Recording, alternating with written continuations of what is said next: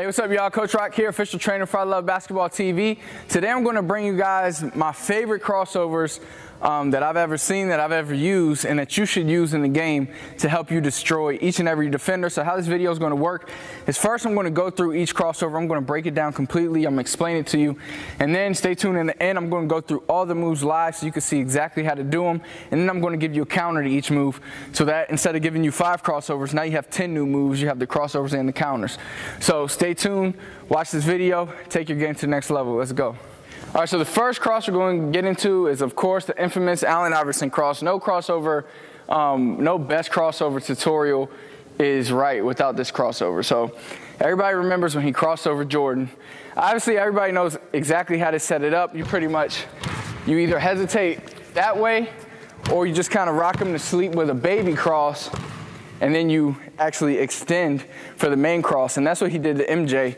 He set him up with the baby crossover to see if he would bite. Once he bit, then he extended out and hit him with the quick crossover and then the pull-up.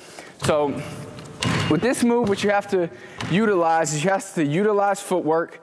You have to try to create as much space as possible between this and the actual crossover. And this is going to make your man bite. So if you just come down like this, that's not going to make your man bite. He's not going to think you're going that way. He's not going to think you're doing anything different. But if you come down and hit him with the far cross, then that's when, you know, he starts, all right, he might go that way.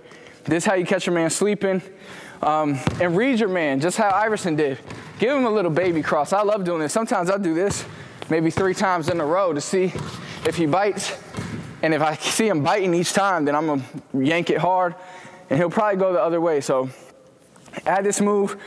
Now the counter to this move you can do is either a double cross, where you hit him with the Iverson cross, then come right back with the double cross. Or you can just do an Iverson cross into a hesitation move. So a lot of different things you can do off of this. I'll show you those later, but let's get into the next move.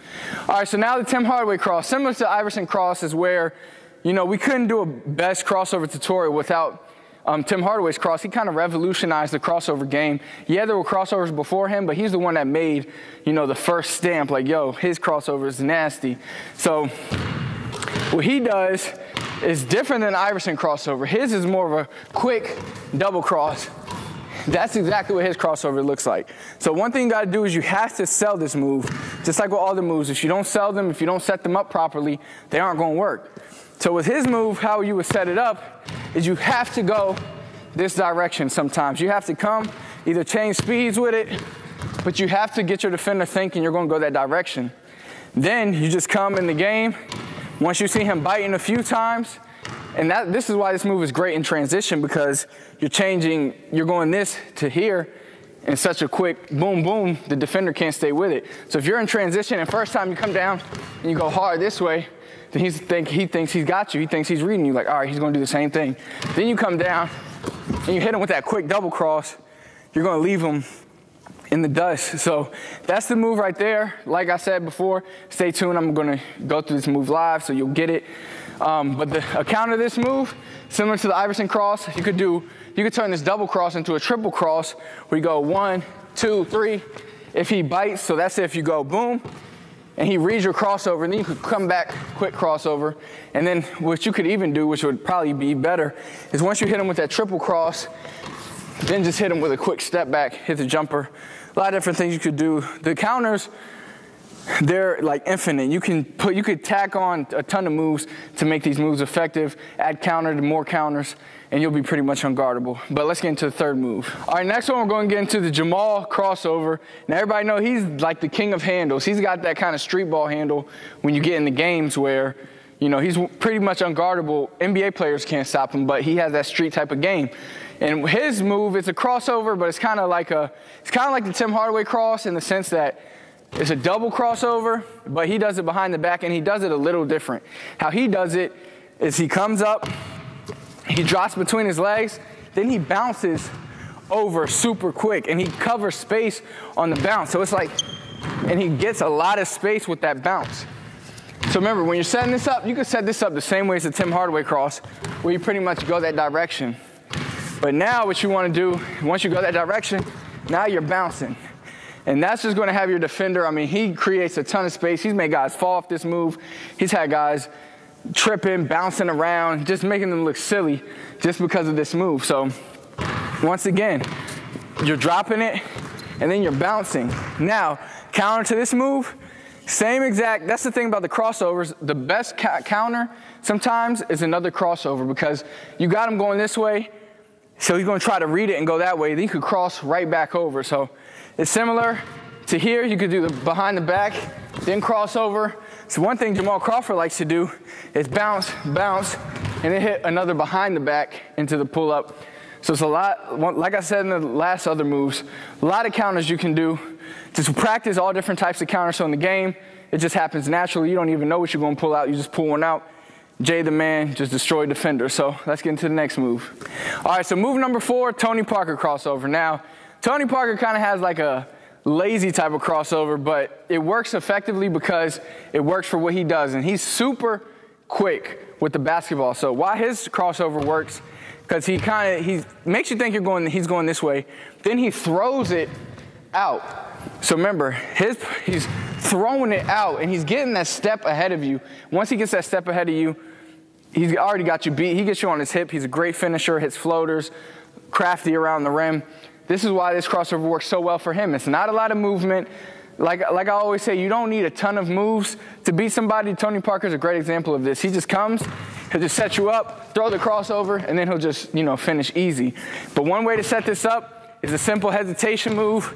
Just hesitate in one direction. Either direction you go, you hesitate, and then you're just going to throw the ball over for the crossover.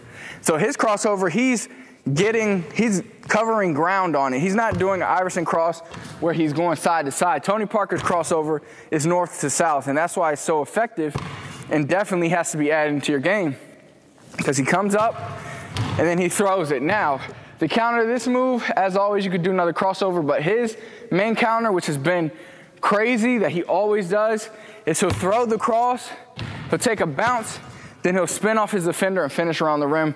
This move is deadly. I know you've seen him spin around the lane, but you may have never noticed the move before that. He always throws the crossover and then spins into the finish. So add both of these moves to your game. It'll help you. Now let's get into the last move of this series. All right, now the last crossover isn't really any NBA players crossover. I just call it the bounce crossover. And this is a move that I pretty much picked up from one of the trainers that I used to train when I was growing up. And he showed me this move, and I pretty much have kind of like made it one of my own moves. So what you do is you have the ball, say, in your left hand. I like to start it with my left hand. Now what I'm going to do is I'm going to bounce to the right side. So ball on left, whatever hand the ball is in, you're bouncing to the opposite side. So I'm bouncing to my right, ball on my left. Bouncing, then as soon as I hit the ground, I'm going to drop the ball and cross back over. So it's kind of a double cross. So I'm coming, bouncing, and then hitting that quick double cross. This is a great move to get a pull-up jump shot off of. Do it all the time. Just come, I bounce, quick 1-2, and then I hit the pull-up. Now my other favorite thing to do off of this move is the hesitation, the fake double crossover. And this is just as deadly as that move. So now, for the counter of this, they've seen me do that, so I'm gonna bounce. As soon as I bounce, because it's so unique, they know what I'm doing, right? So when I bounce, but if you watch the footwork, it's kind of like I'm moving my feet. I shuffle my feet just a little bit just to get them reading, get them biting, get their body reacting. Then I hesitate. So remember, bounce, and then you're crossing. You're not crossing back over. You're just doing the simple hesitation. So main move, going that way, and then the bounce move, hesitation move, bouncing, and then I'm going that way. So great move to add to your game. Now let's get into the live demonstrations.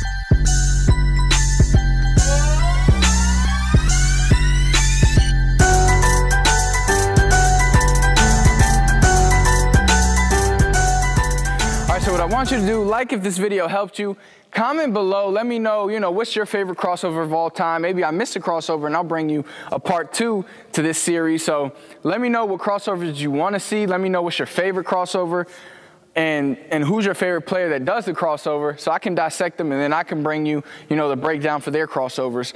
As always, subscribe so you know when the next video is coming.